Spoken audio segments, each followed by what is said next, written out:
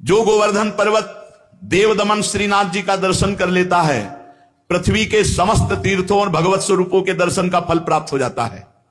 गंधमादन पर्वत पर तपस्या करके जो फल प्राप्त नहीं किया जा सकता, उससे करोड़ गुना फल गिरिराज जी की परिक्रमा, गिरिराज जी के दर्शन से। पर परिक्रमा करने वालों से प्रार्थना है, ये जो आधुनिकता लेकर के ब्रज में आते हो, कृपा करके ऐसी परिक्रमा दूषित मत करो। परिक्रमा लगानी है तो नंगे पैर लगाओ, जूता मोजा पहन के परिक्रमा नहीं लगाई जाती। जो 3-3, 4-4 परिक्रमा लगाते हैं वो महानुभाव कपड़ा बांधे रहते हैं, उनकी बात अलग है। आप कहो जिंदगी में दोबारा ना लगाने को मिले, इसके बाद कोई व्यसन परिक्रमा मार्ग में न करे गिरिराज जी में। जैसे हमने देखा है, स्वयं सिगरेट पी रहे हैं, मसाला खा रहे हैं, पिच पिच थूक रहे हैं, तुम्हें शर्म आनी चाहिए। तुम ब्रजमंडल भगवान की तीर्थ मंडली जहां विराजमान है गिरिराज जी में, वहां आए हो, वहां तुम थूक रहे हो, तुम्हें शर्म नहीं आ रही? एक दिन मसाला नहीं खाओगे मर जाओगे, एक दिन बीड़ी सिगरेट नहीं पियोगे मर जाओगे, एक दिन नशा नहीं करोगे तो मर जाओगे। अरे यहां मंगलमय धाम में आकर ये सब गंदगी करते हो। इसलिए परिक्रमा में दाहिने थूके नहीं, मुते नहीं, कुल्ला न करे। दाहिनी तरफ आराध्य देवते, चाहे वृंदावन की परिक्रमा हो, चाहे गिरिराज जी की, चाहे बरसाना धाम की, और नंगे पैर लगाओ। गोवर्धन पर्वत की यात्रा करने से 1 करोड़ सोने से सींग बढ़ाकर गौ में दान करने का जो फल ऋषभ पर्वत, कूटक पर्वत, कोलक पर्वत पर है, वो गिरिराज जी की यात्रा मात्र से पूर्ण हो जाता है।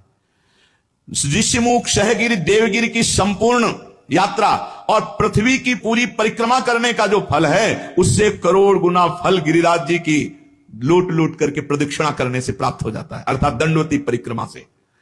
भविष्य काल में उसका मंगल नहीं हो सकता जो एक बार गिरिराज जी से प्रीति कर ले। जय गिरिराज महाराज। श्री शैल पर 10,000 वर्ष तक जो तप और यज्ञानुष्ठानों का फल मिलता है, गोवर्धन के पुच्छ कुंड में, जहां अप्सरा कुंड है, उछरी की लोटा के पास स्नान करने से वो फल प्राप्त हो जाता है। जो गोवर्धन पर्वत पर उत्तम ब्रजवासी ब्राह्मणों को पवाकर दान देता है, वह स्वर्ग चाहे तो स्वर्ग, भगवान के वैकुंठ धाम को चाहे तो वैकुंठ धाम की प्राप्ति होती है।